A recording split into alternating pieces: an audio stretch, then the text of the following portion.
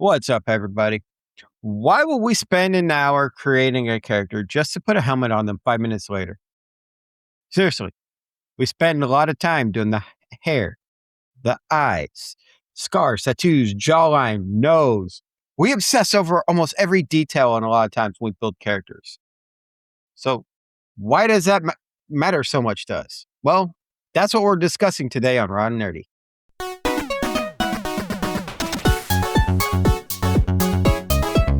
You're listening to Raw and Nerdy.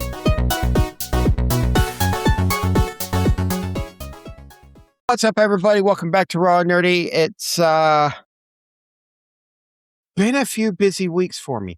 Uh, and of course, I'm joined with our lovely co-host, Rabbit. Hi, guys.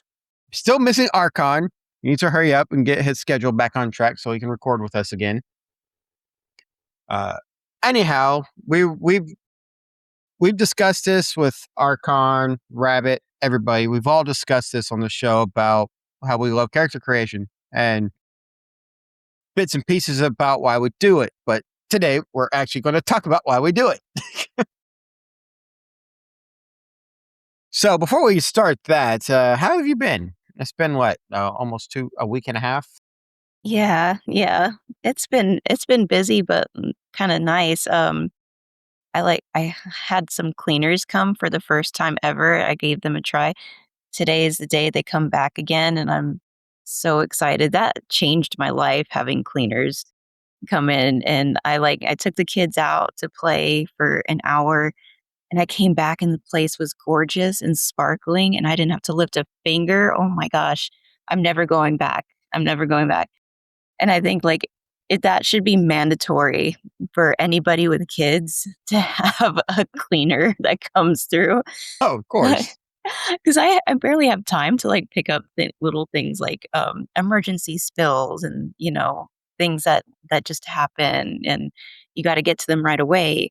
And so yeah, that's about all I have time for when it comes to cleaning and stuff. But it's nice because it frees me up to spend more time with the kids and do more things with them and have more energy for them too. And I'm not Nice. stressed with all the stuff there is to do. So it changed my life. I'm never going back, and I can't wait till they get here today.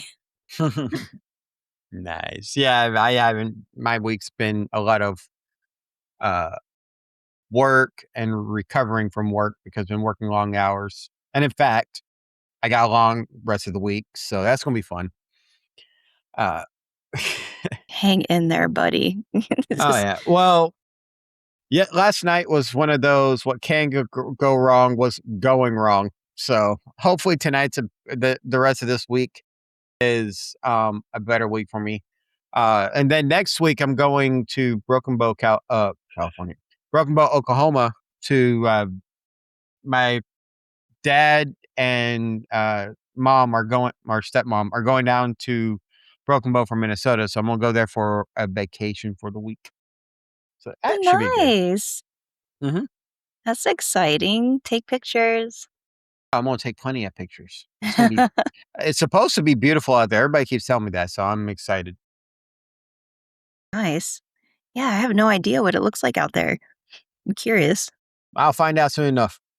Yeah, share it. Share with the rest of us. All right, so a little update from us.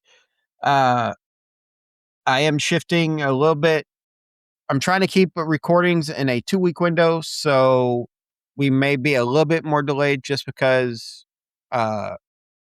Archon's busy and Rabbit has her family she has to look after. So I'm working around her and or his schedule. So we'll see what happens. And just so you are aware, it will be a week to a week and a half to 2 weeks between the episodes, but it shouldn't go longer than 2 weeks between the episodes. So we're good. Now, after the admin note is out of the way, let's talk about our topic. Why do we care so much about character creation? And you were telling me an interesting thing off camera just a few minutes ago about your daughter and her loving character creation. Yeah, she obsesses over character creation. So she's 15 right now, and, she's been into video games since she was, like, 5. So, sometimes that's all she'll do. Like, I'm gonna use Baldur's Gate as an example because this is the most recent that I've seen her do this, and she will spend about an hour or 2 creating her character down to the detail, and and then she'll play the game for maybe 5, 10 minutes and then go and make a new one and then spend another couple hours making her new character and then play that one for 5 or 10 minutes. And I'm like, "Why don't you just play the game?" There's more to it than just the character creation. Yeah. I'm like, "Okay." Teenagers, whatever. I don't know. But that's, like, the most important thing to her is making that, and I had to ask her, I was like, Why do you why do you do that?" And she'll tell me, "It helps me get immersed in the game more." I'm like, "But what about all the games where you only play it for, the beginning cutscene and then you're done?" We only played it for the first 5 minutes. Yeah, but I was so immersed after character creation. I'm so immersed, I had to make a new one. I'll But be the f- yeah. I'll be the first to tell you I'm guilty of that as well. I'll start playing the game and I'm like, I got this new character concept I want to try. And then I'll stop and start building a new character to try that new concept. And then I'll stop Mhm. and start trying the new concept. I have Baldur's Gate alone. I have stopped and restarted and deleted saves just so I didn't fill up all my space so many times just because I've created multiple different characters. Yeah. It's fun though. They made so many options in that game, like, Hmm. with appearances and things like that. I really like the character creation in Conan Exiles too. Uh-huh. Like, they did a pretty good job. That's a lot of fun. It does help with, getting more immersed in the game, I Oh yeah. think, for sure. Yeah, at the end of the session, we're gonna talk about something that I've noticed before with me with character creation, but uh, Curious. it's more of a general question on why we do something. But I'll discuss that a little bit of foreshadowing. All right, Okay. so the first note I have written down is the reason why it matters so much is because it's quite literally in a lot of games, it's the very first choice that you do that is your own choice. Baldur's Gate, for example, that is the very first thing you do in the game. Now Yeah. there are some games like Starfield where you get through the intro section before you do the character build, but because that's a game where you don't see your character, and it doesn't have any voice acting or anything, that doesn't affect anything. So they can do it that way. But games like Baldur's Gate, where it's a top down and or a third person, and you see your character. Actually, Baldur's Gate's perfect for that because you see your character all the time when you're playing it. So you want your character to be unique. Except for me, who creates like 4 or 5 bronze colored dragonborn the entire time. I think that's why I like third person better than first because you get to see your character. Oh yeah, I prefer first person in some games just because I actually like feeling like I am the character. That's interesting. It gets me dizzy first person. But but games like Mass Effect is third person over the shoulder, and I kind of like that because I still get to see my character. But what makes that one great is you cut your character's customization is important for the cutscenes. Because usually when you're on the ground running around shooting things, you're in a full suit of armor. Yeah, But true. here's a question for you. When you create a character, are you trying to make yourself or are you imagining somebody completely different? I try to make myself sometimes. I try to. Um, it's tough to. Like in Conan, I try to make my character like me. And and that's actually a lot of fun to do, especially when you get to dress them up in different armors and things like that. That gets even more fun, and so, yeah, it helps me get into it a lot more, but, there are times where, I wanna do something maybe different with the hair or something like that, but, no, I think I generally try to get it to look like me. I'm guilty of the same thing. More so in sports games because I wanted to be me in the sports game, but or any kind of game where I'm the main focus. I'll play it usually one time through as me. How like Mass Effect, for example, how I play the game. Uh, Mass Effect and Starfield. I noticed I did this with both of those games. I will make something that looks like me and then play the game how I would honestly react to those situations. Mhm. And then I will go back through and play a character that doesn't look like me, that is me literally role playing another character and actually make different choices. How I think that character would actually make those choices. And to me, I always start off trying to build myself just because I want to be the main story character in this story. Yeah, yeah, that helps you feel like you're the one going through the story, I think. Yeah. And another reason I think a lot of people like doing the character creation is because it's your character. When you're telling the Mhm. story, it's not, take Skyrim, for example, it's not the Dragonborn, it's my Dragonborn, my character. You never sit there and say the character in the game or whatever when you're talking about a character that you built. Yeah, good point. Mhm. So does creating the character make you feel more attached to what happens to them? I think so. I think so. There are some where there's not really much character customization, Mhm, but you spend a lot of time, like, leveling up certain skills of theirs. Like, well, I guess we'll use Valheim for an example. They have a lot of really good little systems that you can level up their jumping, level up their unarmed and swimming and things like every little thing that you can do in the game, you can level it up, like the more you use it. mhm, And um and then I feel more invested in that character the more time I spend punching trees with my bare fists. It's like I spend an hour doing that and then you die and you lose some points and it's like, yeah, it's a shot to the heart, So I do feel more invested, like the more you can build them up, like certain attributes and things like that, or their skills. Um, so both of those kind of help me get more attached. So those who have watched our stream will see I stream when I stream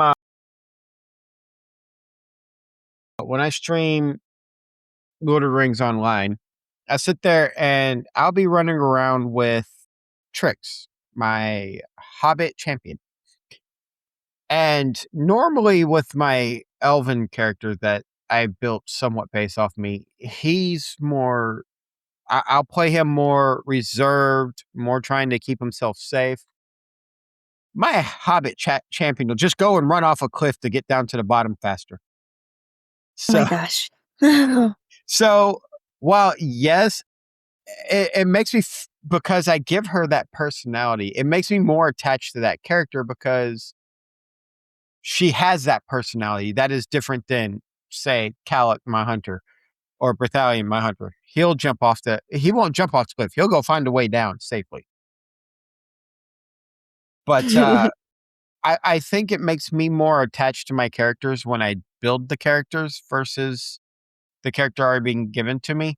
Uh, the only games that I've played where I don't see that as a big difference to me, and it's because I really like the story of the games and the uh, surrounding novelizations is Halo because you're playing as a Master Chief. he is a daring character in the games. In the books, he is a not as ambitious to jump off a side of a building to get down it, but he is more risk taker when he needs to be, uh, and stuff like that. But I am way more attached to my Lord of the Rings characters than I am the Master Chief. Hmm, that's interesting. Yeah. Yeah, th So, uh, so let's be honest. How many different RPGs have you played where you basically created the same character?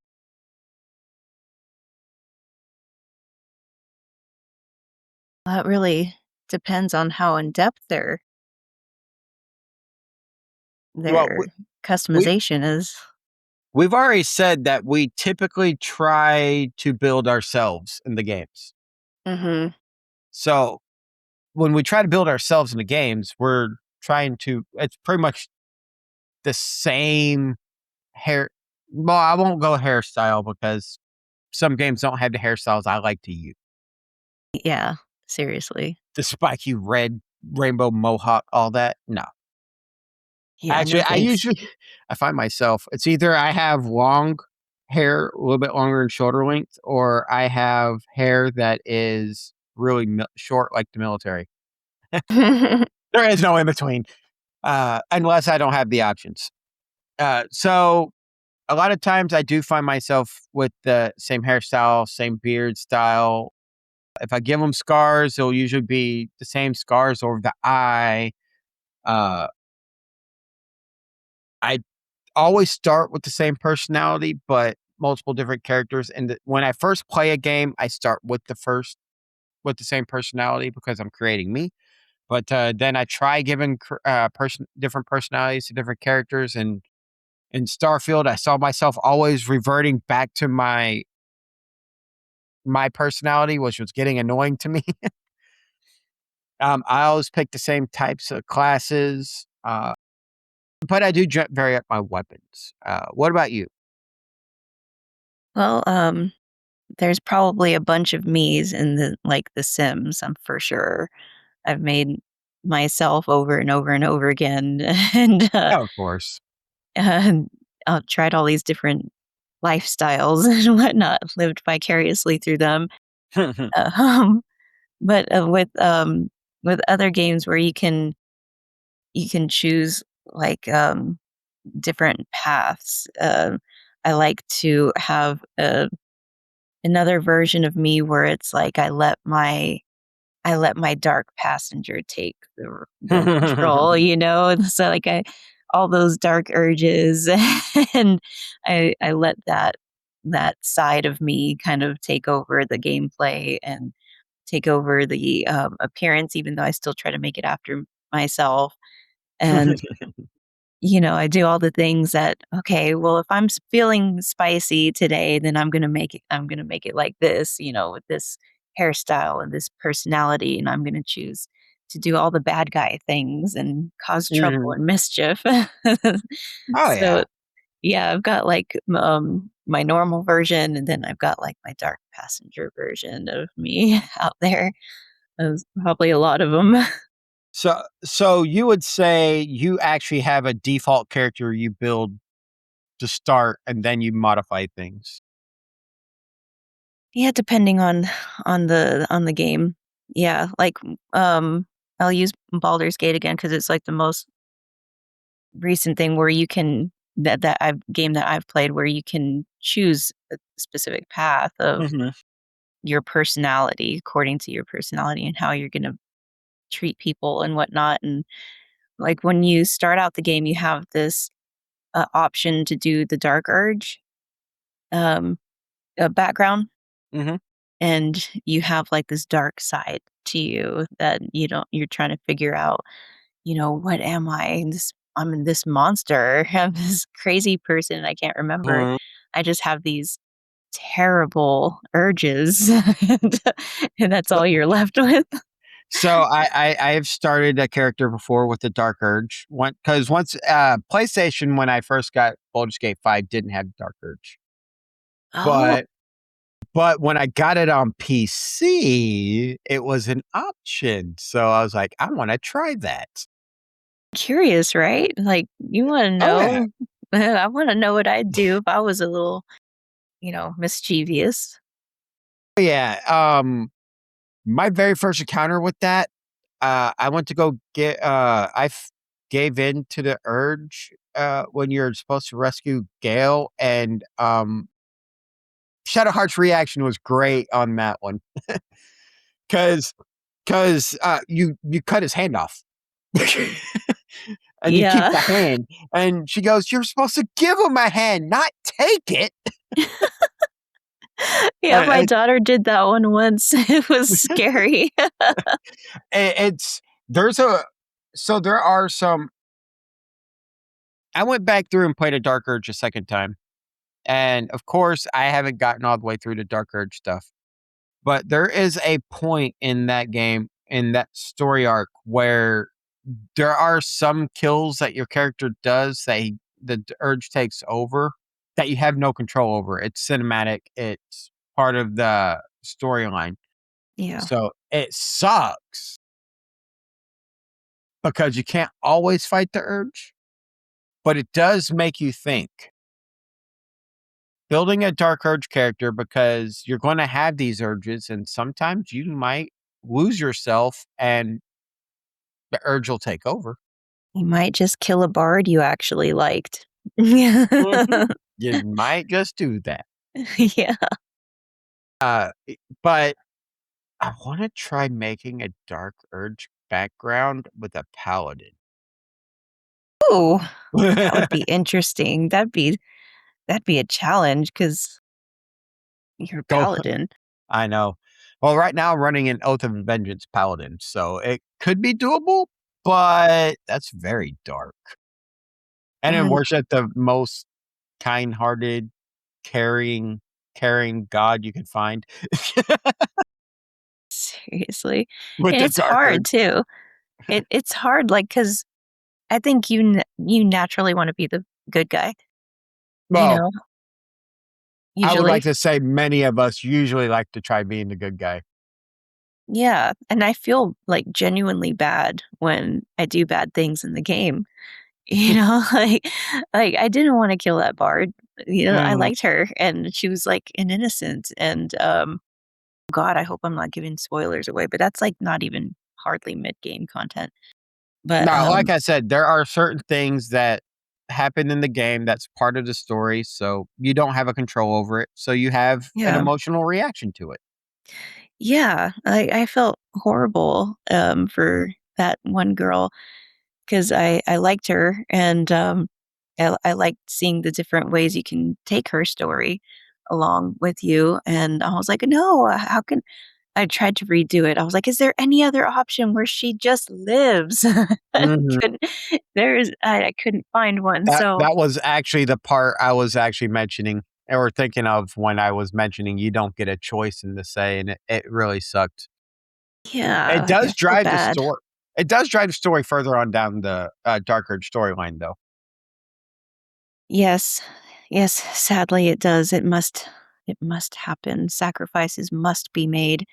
But I I just it still hurts, like, I don't I do end up feeling bad for weird things like that, like when my character is a little too devious for my taste or something. I think we somehow naturally wanna gravitate to being the good guy and helping people, but maybe it's just a personality thing.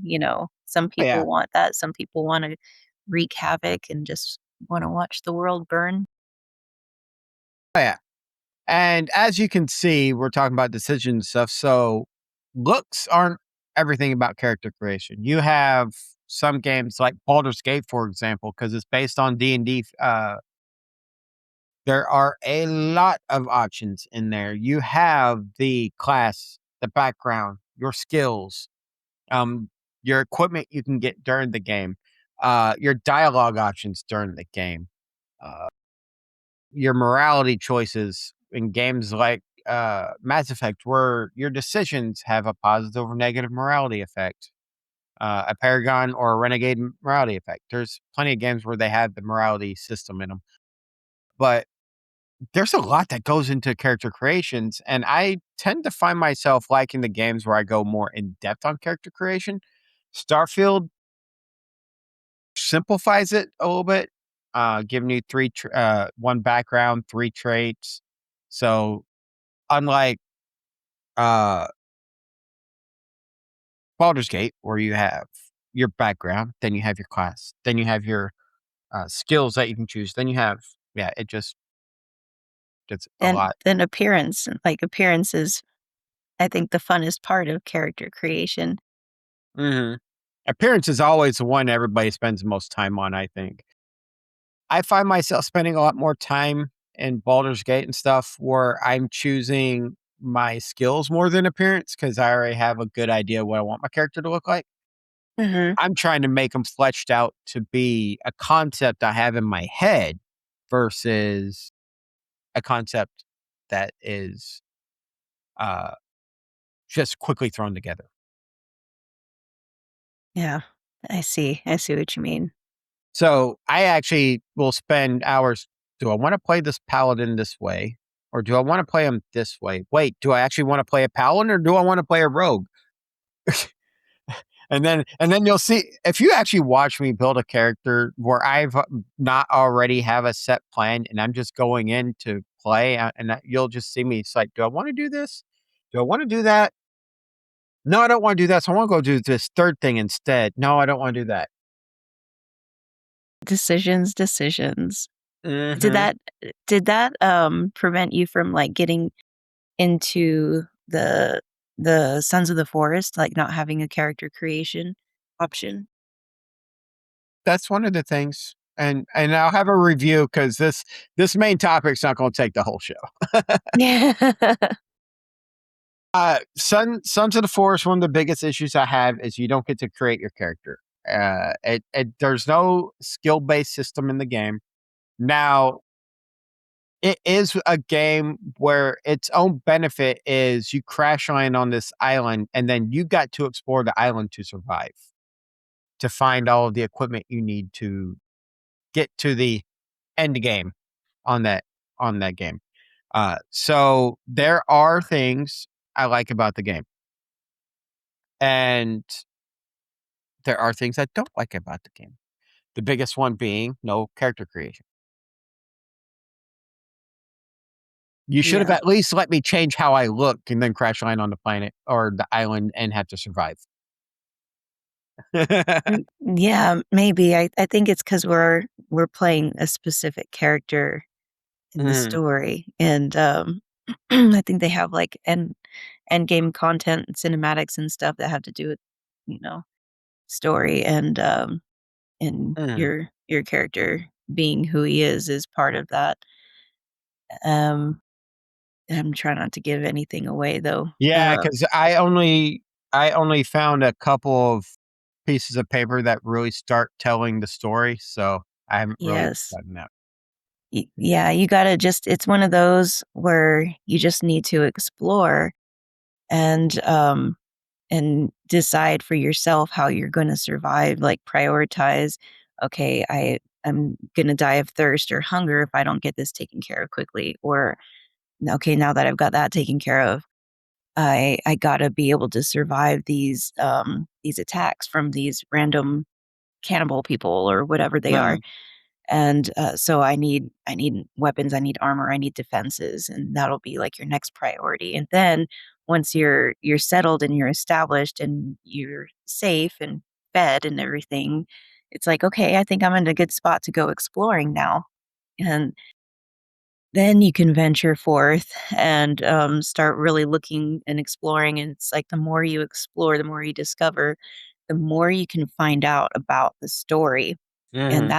that's, I think, where the content is at. That's where the fun begins because there's so much to explore and, uncover about, like, what happened here. Every time I found something new, I was like, "Oh my gosh, what happened here? This is crazy." You know? what were they Yeah. doing? I've gotta know more. So I've got to explore more and, like, venture out even more, so I need to prepare another establishment over here, another base, or I need to move north now, and so it's very much like, you know, they don't hold your hand through the game, that's for Oh, no, sure. no, no, they don't. Mm-mm. So it's like you just gotta you gotta do it all yourself. So, some games are more accommodating when it comes to that stuff, but then, some games they give you more independence and you gotta figure it out. And that's that's kind of the fun I think about the game. I think that's the challenging aspect about this game is that you're forced to be more self-sufficient and independent and figure out what's going on. It really adds to that feeling of feeling more being more lost in the game, and feeling like, Oh, yeah. "What's going on?" and wanting to figure it out because you really genuinely feel lost in there and, like, um, you want a hand, you want some help, you like figuring it out, and kind of adds to that feeling of isolation and, which I think adds to the eeriness of the game. So one thing I do like about the game is they don't uh, handhold to where to go and stuff like that. One thing I do wish they would have done is at the very beginning when you first crash, just do a quick tutorial on what buttons do what a little bit better.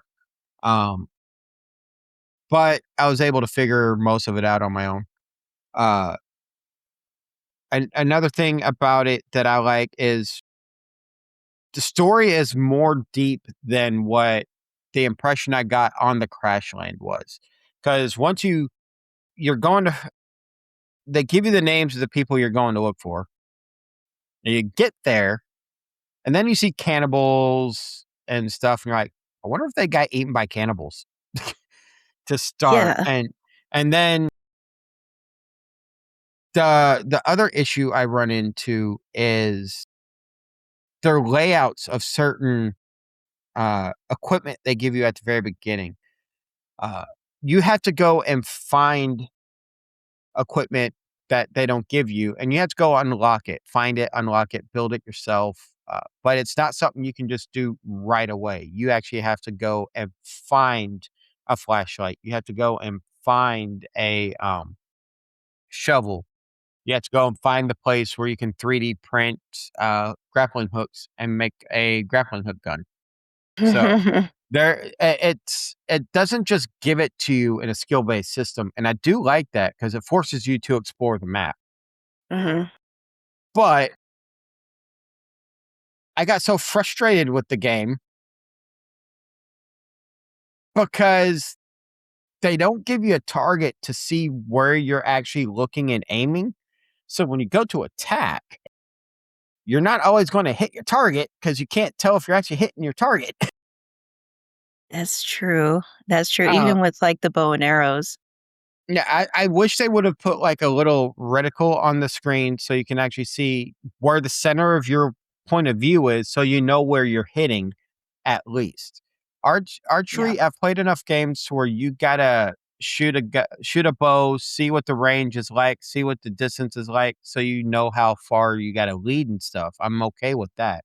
But when I'm in melee combat and I'm having to figure out how close I am to the target, how far off am I from actually nailing it when I strike? Uh, that's the only issue I have there because I want to make sure the center of my screen is where I'm looking so my weapon hits. Uh, Yeah. That's one thing I really appreciated about, Icarus, how you can switch from first person to third person mhm, as needed, and, you can toggle the 2 back and forth, as much as you want, and I liked that because of exactly that, of aiming purposes, and mhm, even, like, with simple things like mining, um, and being able to see and access the node better. Sometimes you gotta switch to first person in order to get it without the screen getting in the way and blocking, what you can see. mhm. Um, and I really loved that aspect of it, of the game, and I really appreciated that they put that in there, being able to switch from first to third. And, Yeah, it was definitely challenging in Sons of the Forest to be locked in there in a spot where you have blind spots. Mhm. Yeah, the aiming system was, really rough. That was definitely challenging. Yeah, the bow I get because you bows like that don't have aiming reticles, so you can't really just aim the bow. You gotta take your best wild guess. But melee, I can tell if I want to hit somebody when they're right in front of me, and I'm not looking right off to the left to stab them or right off to the right. I'm looking right at them. Yeah, So yeah. those are my biggest complaints about the game is no character creation and a lack of a reticle for melee combat. Uh, Otherwise, the game's fun to play. It's all about exploration, and apparently, uh, they have a prequel to that game called, a game that came out first called, I think, The Forest, Mhm. and it's the same way. You gotta go and, ex op it go explore the world for yourself to find everything you need. You gotta truly survive. They're not just gonna give you the blueprints to build things, Yep. and I Yep. kinda like that. It's, "Alright, cool. I gotta figure this stuff out, figure these builds on my own, so I actually have to go explore." But at the same time, I wanna build this really big base. Yeah. I mean, and there are options if you play with it a little bit, there's more options like building options and stuff like that. Mm, Had to really do some finagling to figure it out. I didn't get them all at first, and I needed help with things, and I got some help, and other things I looked them up and, got through it that way. mhm, Um, it's definitely, like, one of those game styles where it's you're really left to your own devices. You're left to play at your own pace. So, it seems like that's a little bit more advanced, for, gameplay style that they do, than most games where they tell you exactly where to go, and they have a big ol' arrow telling you what direction to go in, and they micromanage your every move, telling you to do this first and do that, and don't worry about that yet, do this, and you can't even go in that room yet. It's there so there's, very different levels. I think that's for, it depending on what you're into, what your challenge is up what you're up for as far as a mhm. challenge goes. Um, yeah, some people like to do take things at their own pace, and, others want to be guided through the game. So Yeah, it really depends on what you're up for at the moment, what you're in the mood for. yeah, and with this and with Sons of the Forest, I do like, that you don't have a skill tree to unlock things, so you don't know what the best thing you can unlock in the game is or what you can build or what you can't build. You have to actually explore to figure it out, so I'm okay with that. Also, Yeah. I do wish they would add a couple more styles of pre-built, shelters that you can build, uh, You because you I can think it add would on to help out. those. I You tried and it wouldn't let me. I don't know if it Yeah. was because where I was building or what, but I would like to be able to build, so when you go place a pre-built structure shelter down, a pre-designed shelter, it actually gives an outline of the shelter. I'd like to actually be able to build with an outline and then tell my companion to go work on that extension or whatever. That way I can continue going out and trying to find stuff. But Mhm. now I wanna play with people to see if we can build this really big fortress and then go and explore. You're gonna wanna build, like, many. I've built, like, small towns, and then I'll start off with maybe a base structure, and then I'll add on to it, and it's really picky about how you add on. You gotta add it on in, like, a very specific order, like foundation first and that sort of thing. Mhm. Um So so yeah, it takes a little finagling, but you can do it.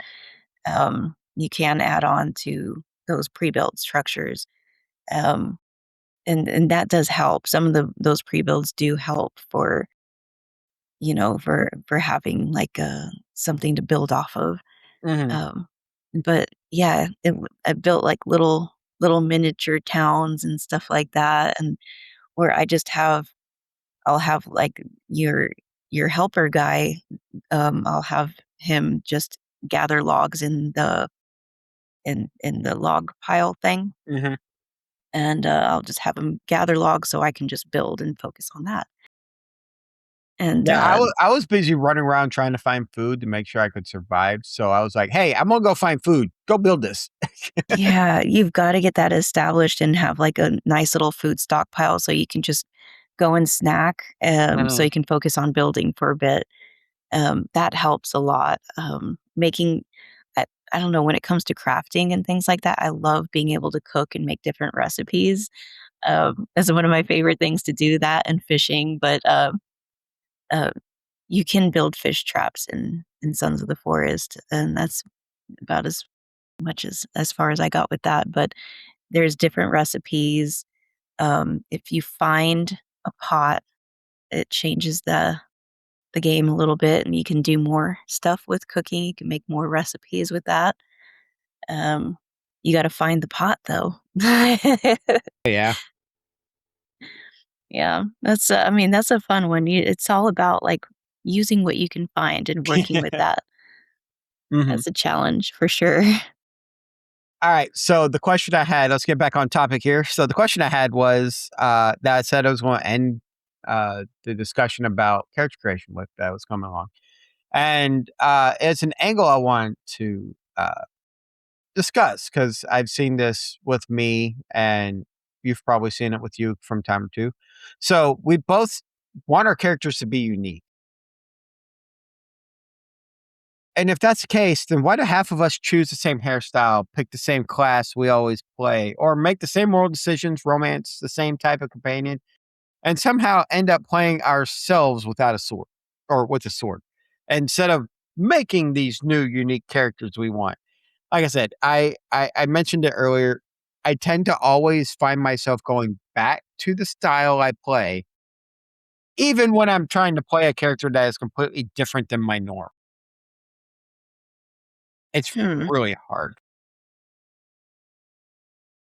I don't know, I try to do, let different aspects of myself, uh, take over, like, like your normal.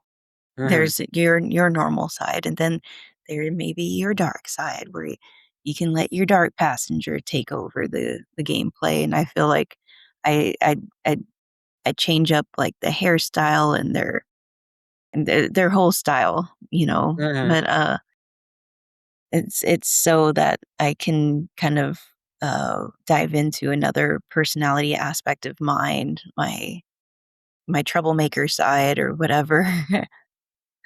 Yeah. Yeah, I tend to do that.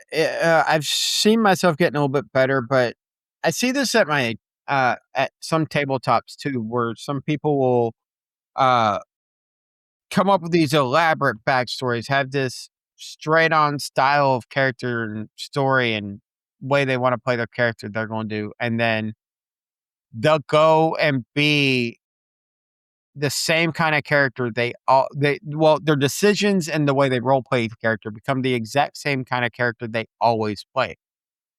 And it's like that can be really fun because some of them are just make these absurd characters and it becomes just funny how they play the characters. And then there's just some it's like, dude, it follow your backstory you created. Use that as guideline to stay on use your head canon for video game characters you built to stick to the character and why they're the way they are. Um, I Yeah, like I that said, makes sense. I find myself falling back to playing the same kind of character all the time, sneaking around and stuff. I've only recently in Starfield decided to go, "Hey, I wanna go try attacking with only a knife." Not the most effective way of fighting in Starfield, but hey, I tried. Oh, yikes. It didn't work out so well. I was just gonna ask, how'd that work? uh, they made it where melee is a more viable option, but at the start of Starfield, it wasn't that kind of great of a melee game. But yeah, it can be fun. Um, and I have seen people quite literally create themselves with a sword and go completely against their own nature and make this off the wall goofy character during role play because they developed their character. But sometimes it is fun to build, and this is coming from me. I don't know about you, but like you said before, you said it. It's fun to play your other sides of your personality. To me, it was fun to actually build the character as me, as close to me as possible, and headcanon the game where I was thrown into this world for whatever reason, however way, and I have to survive. And either I change through role play, or I die early, or any number of options. And to me, it makes the game more fun when I'm trying to see how I would survive in that situation. Yeah, absolutely. Yes.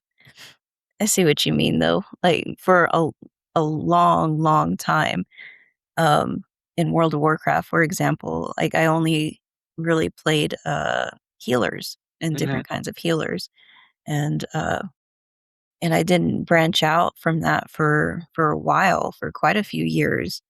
I would just play as some kind of healer, either a priest or a druid, whatever came out next, even monk healers. I really enjoyed monk healers when they came out, and just because their mobility was so much fun. And but later on, I was like, kind of getting tired of healing, and I tried uh, a warrior, and I wanted to do like a melee DPS. And I think the first melee DPS I tried was when they came out with the um, hunters, and they changed the survival hunters to melee. And I was like, well, that's different. That's interesting. Maybe I'll give that a try, because I did have a hunter. Um, didn't get very into him, but I thought I'd try the melee aspect, and I was like, "Wow, this is fun." Oh my god, you get right up close and personal, and, I feel like a beast, and so that's when I started making more, like, orcs, and, I made an orc warrior, and I was like, "Oh, I don't know if I can go back to healing now, like, this was just too much fun." Like, being up in everybody's Kool-Aid and feeling like a total beast. I loved it, man. That's definitely diving into my other side, my little dark passenger side, and, but that was a total game changer for me, was trying something new, and dabbling in that. Um, so it kind of opened up the world for me, Warcraft. Okay, that makes sense. All right, so as y'all can see, it's a very important aspect of the game. Any game where you can build your own character. Um, I dissed the game because I couldn't build my character. So, uh, it's a very important part of the game. It is something that's uh, very fun for a lot of people. Um, and that is our reasons as to why we care about character creation so much. Now, let's get to the solemn part of our episode. Have you paid attention to the news for the past couple of days?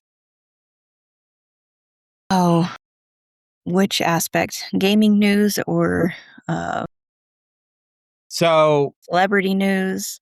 more celebrity news, and more so, yes, the world lost a great human in Dolly Parton, uh, on the 25th. And then yesterday also on the 25th, we lost a great actor named Tim Curry. Mm, That was sad. that's a double whammy, man. I know. And then for those of us who loved cartoons, and especially the Transformers, may he rest in peace. Peter Cullen, the voice of Optimus Prime, has passed away. Uh, Oh, yeah, it's sad, but may they all rest in peace. And of course, they're all going to live on. Dolly Parton has her music and what she's done for people. Tim Curry has his amazing acting. And then Optimus Prime is everywhere. The cartoons are everywhere. All right, so this is going to be a little bit shorter of an episode because that was a really quick topic to talk about. Is there anything else you'd like to discuss before we wrap everything up? uh, um, just for gaming news, I think that PlayStation hard disk protest is still going, and I think it was only planned for being a week, but people are wanting to do it for much longer time without putting an end date on it. So I'm gonna be supporting that. I never had a subscription, a PlayStation Network subscription.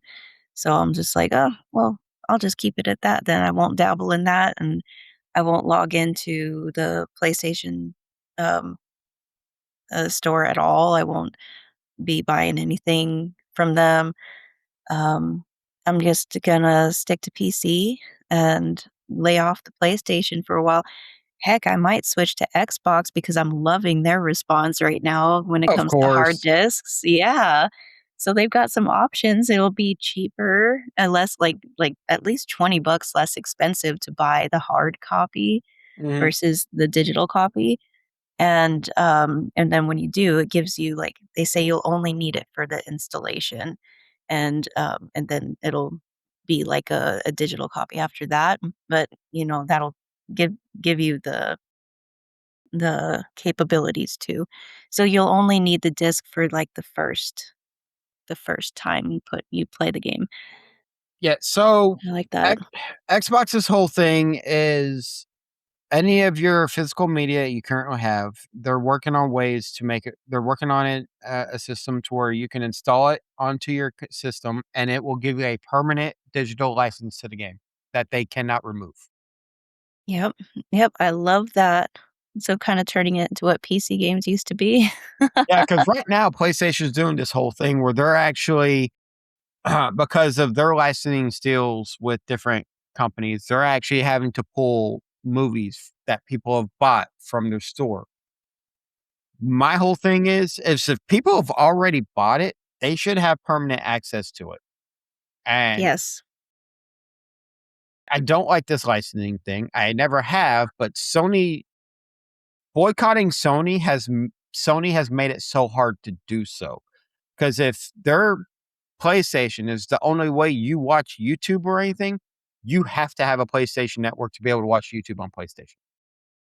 To use the internet on the PlayStation, you have to have a PSN account. That's so dumb. That's It so is. dumb. That's one reason to protest it right there. Yeah. So they made it where, all right, cool. Protest. You're not going to hurt us because there's plenty of people out there that need to have the PSN to be able to watch YouTube. They're being so cocky about it and really careless. It's kind of like, spitting in the face of their audience and their users, and that's Mhm. really insulting, honestly. It's kind of more of a reason to protest right there. Well, the flip side, there are plenty of people out there. If the comment sections of different posts are to believe, there's plenty of people out there that are supporting Sony's decision to go all digital. And it's like either A, you're young, which a lot of them are, or B, you don't know the impact this will have on everything in the world. Because once they make it where you need a subscription to play games and they can give and take, other Th companies will start doing that more often. Yeah, because you don't really own anything at that point, even if you Mhm. buy it and you don't own it. And, like, what is that? What kind like, that's terrible business, I'm sorry. It's just a way to scam people, I think, and it seems very dishonest, and it's like, we have to just trust you that you'll let us play the games that we own, that you'll let us watch the movies we own. Mhm. It's not That's not how this whole consumer thing works, you know? Um, so it's just kind of strange the way that they're going about it. I don't support that kind of business at all. So it's like, yeah, some of the people that don't care, you're just, I think, naive into um, what kind of buyer's rights you're giving up, consumer rights that you're Mhm. giving up. You're either naive or you're a boomer and you just don't care. Actually, a lot of the people that are speaking up are millennials and Millennials. zennials and Gen Z, all of the people who have grown up through the ages of media. A lot of people that are supporting are more post 20, post, uh, were born after the millennium. And so we will see how this goes. Uh, if I had if I had my way, I would support more cracked ROMs of games that you own. Cracked Mhm. ROMs are just quite literally you have bypassed their DRM with coding, so the DRM's ineffective, and you can play it on your computer whenever the hell you want. But if they're going to keep doing something like this, I got a feeling torrents and piracy and all that's going to be a huge thing again. Is piracy a victimless crime? No. But if you're EA's EA Games has proven that regardless of what you do, they will shut down servers for a game and you can never play it again. They've proven that multiple times. So be smart, Mm. be legal about it, but at the same time, don't let them get away with doing all this because digital media is important. Uh, Not everybody has complete access to the internet all the time. No, not everybody has the money to constantly fork out all these fees, and they just want to download the game and play it on their library. There are games on Steam. Steam is notorious for removing stuff from the stores. However, once you have the game downloaded, it's yours. You got nothing to worry about as long as it's on your system. So, uh, just be careful. Support Xbox because Yes. Xbox can be played more places. Yes. I'm switching to Xbox, that's for sure. I mean, the only games I play on my PlayStation right now are sports games. I have a couple of other games because my brother had the game, so I just installed it onto my system and played it. Um, but for the most part, Starfield and all that is on my PC. And then now the Xbox app on PC can actually run your Steam library. So, That's nice. mhm. Well, I think Microsoft owns Steam or they're working together, one of those 2. Something like that. Some Let's kinda find out. corporate jumbo.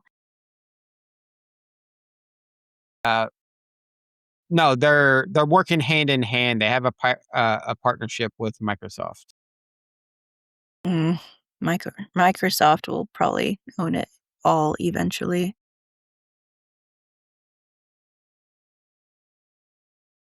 Yeah. So, but they're them doing that works great because it really supports the PC gamers more so, because the Steam can now be played through the Xbox app or and you can do just one location to play all your games instead of having your Xbox app, then Steam, then Ubisoft Play, and then EA Games Origin. Yeah, it's annoying. All right, so we're gonna wrap up our show. Um,